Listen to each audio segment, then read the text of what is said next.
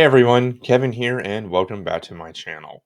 So many people believe when they leave teaching that they will inevitably give up a part of themselves and will lose a lot of what makes them who they are. And I've been reflecting on that a lot lately because though you may not be directly doing what you always thought you would be doing, your gift and drive will merely transform. It can't disappear if you refuse to let it. Plus, your passions will grow, evolve, and change as you age. I mean, come on. The lack of personal and professional growth, along with the restrictions on our creative capacities, are some of the main reasons why teachers are leaving the classroom in the first place. It's human nature to grow. And education is honestly a very stifling profession to be in these days, unless you're very fortunate to find a teaching position that still has some of that left. And to that end, you went into teaching for a lot of reasons, but chief among them was a desire to help people learn, become better individuals, and share your passions with others, whatever those may have been. So, why does that need to stop when you leave education or when you suffer some other kind of setback or obstacle in your life? Don't get me wrong, I remember that lost feeling in the wake of quitting the profession. When I resigned, I felt a little rudderless and honestly, quite a failure. I never thought I'd be adding to the statistic of teachers leaving when I began my first year in the classroom, but I ultimately did. The job grew into something else that I never signed up for with the violence, overwhelming stress, decreasing pay and benefits, bad administrators. I mean, you've heard the stories. Teaching just isn't the place to be anymore if you really value your sanity. But my desire to teach others, help them grow, and be creative doing it never went away. Those feelings and wants evolved into another career as an instructional designer, where I create learning to solve training problems, improve adults on the job, and help businesses grow. I get to be seriously creative doing that and make visually appealing courses that I'm proud of too. The same goals I had as a teacher. And now I'm a huge mental health advocate as well, partly due to that. I routinely help others leave teaching and host free coffee chats where I validate these same feelings that I'm talking about. I've also grown into a huge advocate for those with accessibility issues, chiefly among those with mobility impairments. I started this YouTube channel where I made videos to continue educating too, and all of these things combined into my current role, where I make training courses and videos for Hanger, a prosthetic and orthotic company committed to servicing the same communities I've grown into being involved with. So as you can see, those passions from the classroom aren't gone; they've just been redirected into something else. Leaving teaching won't require to change who you are, just how and where you apply your interests and abilities. And this isn't the only example of this for me either, as I'm sure you have many interests that you haven't kept up with over the years because you aren't doing them in the same way that you used to. I was talking with Warren Greener, another teacher who left education and who I've become very good friends with over the years, and we got to talking about our mutual interest in music on one LinkedIn post a while back. She's a vocalist and I'm a trombonist. I was professionally trained, played from 5th grade through university, and even briefly studied to become a band director in college before switching majors. My first real job was as a marching band instructor, and I performed in dozens of field shows, probably hundreds of concerts, been in commercials and television shows as an instrumentalist, and marched in New Year's Day parades in Paris, Rome, and London, as well as performing in the lead unit that opened the Rose Parade in 2012. But as I got older, keeping up with that was really hard due to injuries and health issues.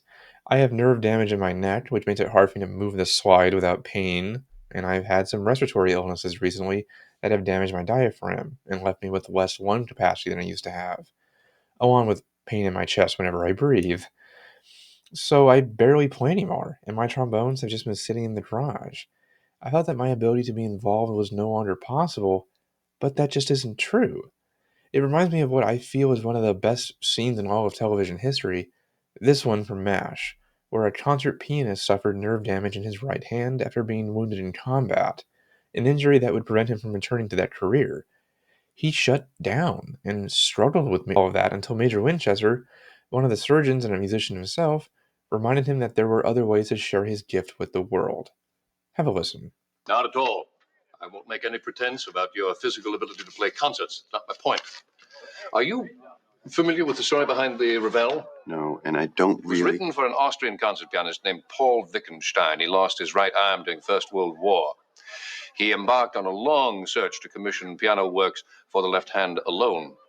Composer after composer turned him down, but he refused to give up. Finally, he found Ravel, who, like him, was willing to accept this great challenge. Don't you see? Your hand may be stilled, but your gift cannot be silenced if you refuse to let it be. Gift? You keep talking about this damn gift. I had a gift, and I exchanged it for some mortar fragments. Remember? Wrong. Because the gift does not lie in your hands. I have hands, David. Hands that can make a scalpel sing. More than anything in my life, I wanted to play, but I do not have the gift. I can play the notes, but I cannot make the music. You've performed Liszt, Rachmaninoff, Chopin. Even if you never do so again, you've already known a joy that I will never know as long as I live. Because the true gift is in your head, and in your heart, and in your soul. And you can shut it off forever, or you can find new ways to share your gift with the world through the baton, the classroom, the pen. As to these works, they're for you. Yes, it's tragic that he can't play like he wanted to and trained for, but he still could be a conductor, a composer, and teacher if he wanted to. He could even still play the few rare piano pieces that were written for the left hand alone, and those songs were just for him to enjoy. Every time I watch that scene, I tear up a little because I can relate to it so much, and I do the same thing. I occasionally pull out my trombone to play when I really feel saddened that I've lost that part of myself, and even though I can barely do it anymore for longer than a few minutes, those few minutes mean a lot. And I continue to try and share that passion whenever and wherever I can, and be an advocate for the performing arts in general. I get melancholy about it at times, but I also don't lose sight that I can still be involved in other ways, and my experiences as a musician made me the man I am today. They gave me such wonderful opportunities, and I'll always be grateful for that. Same way I'll always be grateful for having been a teacher, no matter what the profession became as time went on that forced me to leave. Again, we grow, evolve, and our passions don't have to be abandoned when we leave something. Teachers, it's sad you have to leave what you thought would be your forever career, but you aren't losing yourself in the process.